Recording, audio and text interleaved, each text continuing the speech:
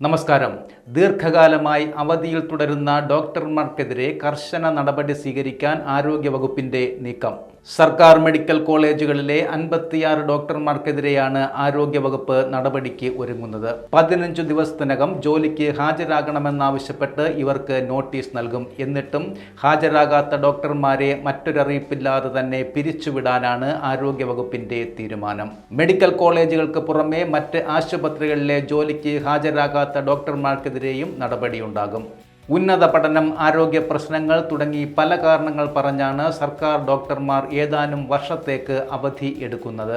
കോഴിക്കോട്, കോട്ടയം, തിരുവനന്തപുരം, എറണാകുളം, ആലപ്പുഴ, കൊല്ലം, Idukki, Wayanad medical കോളേജുകളിൽ നിന്നാണ് 56 ഡോക്ടർമാർ മാറി നിൽക്കുന്നത്.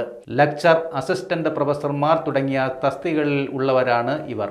2008 മുതൽ 15 വർഷത്തിലേറെയായി ജോലിക്കെത്താത്ത ഡോക്ടർമാർ ഇക്കൂട്ടത്തിലുണ്ട്. നിശ്ചിത സമയത്തിനുള്ളിൽ ജോലിക്കെത്തിയില്ലെങ്കിൽ നോട്ടീസ് നൽകാറുണ്ട്. ചിലർ ജോലിക്ക് കയറും, എന്നാൽ വീണ്ടും അവധിയെടുക്കും.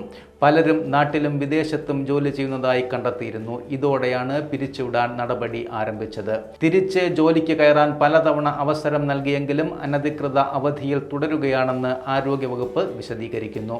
അനധികൃത അവധിയിൽ കോഴിക്കോട് മെഡിക്കൽ കോളേജാണ് മുന്നിൽ. 13 പേരാണ് ഇവിടെ അവധിയിലുള്ളത്. 56 പേരുടെയും വിശദാംശങ്ങൾ ആരോഗ്യവകുപ്പ് പ്രസിദ്ധപ്പെടുത്തി. ഇവർ അഡീഷണൽ ചീഫ് സെക്രട്ടറിക്ക് മുമ്പാകെ എത്താനാണ് നിർദ്ദേശം. സംസ്ഥാന ആരോഗ്യവകുപ്പിൽ ഡോക്ടർമാർ ഉൾപ്പെടെ 2000-ഓളം ജീവനക്കാരാണ് ജോലിയിൽ നിന്ന് വിട്ടുനിൽക്കുന്നതെന്ന് മന്ത്രി വീണ ജോർജ് പറയുന്നു. സർക്കാർ ആശുപത്രികളിൽ അവധിയെടുത്തു മുങ്ങുന്ന ഡോക്ടർമാർ നൽകിയ അപേക്ഷകൾ പരിശോധിക്കും.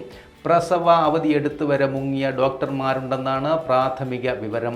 ഓരോ ആശുപത്രിയിലും ദീർഘകാല അവധിയിലുള്ളവരുടെ വിവരം ശേഖരിച്ച് പ്രസിദ്ധപ്പെടുത്തും. അവധിയിൽ പോയ 119 ഡോക്ടർമാരെ നേരത്തെ പിരിച്ചുവിട്ടിരുന്നു.